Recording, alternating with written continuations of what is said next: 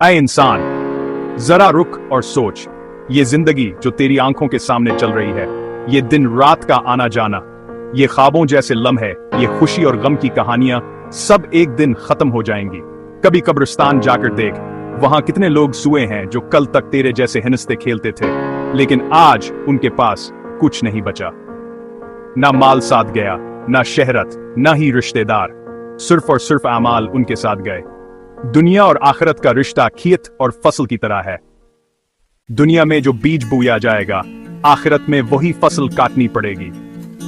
अगर नेकी की खेती होगी तो जन्नत की खुशबू नसीब होगी, और अगर गुनाह का बीज होगा तो जहन्नम की आग का सामना होगा।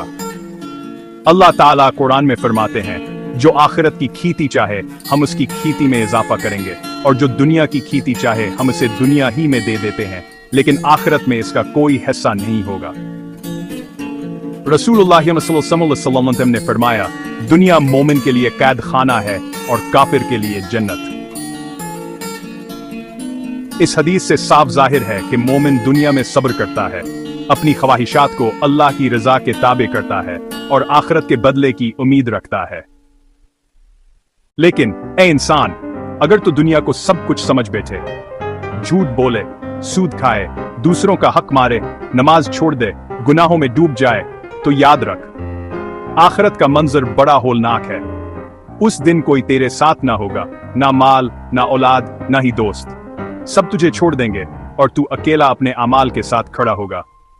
कुरान कहता है, जिस दिन ना माल काम आएगा और ना औलाद, मगर वही कामयाब होगा जो अल्लाह के पास पाक दिल लेकर आया। बरलाए गाफिल इंसान, अगर तू दुनिया की लज्जतों में गुम रहा, नमाज छोड़ दी, हराम कमाया, जुल्म किया और रब को भूल गया, तो आखिरत में तेरा अंजाम कितना बड़ा होगा।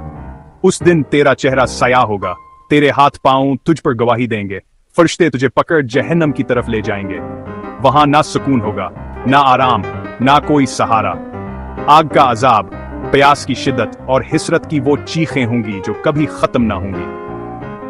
और ये सब इसलिए कि तूने दुनिया को आखिरत पर तरजीह दी।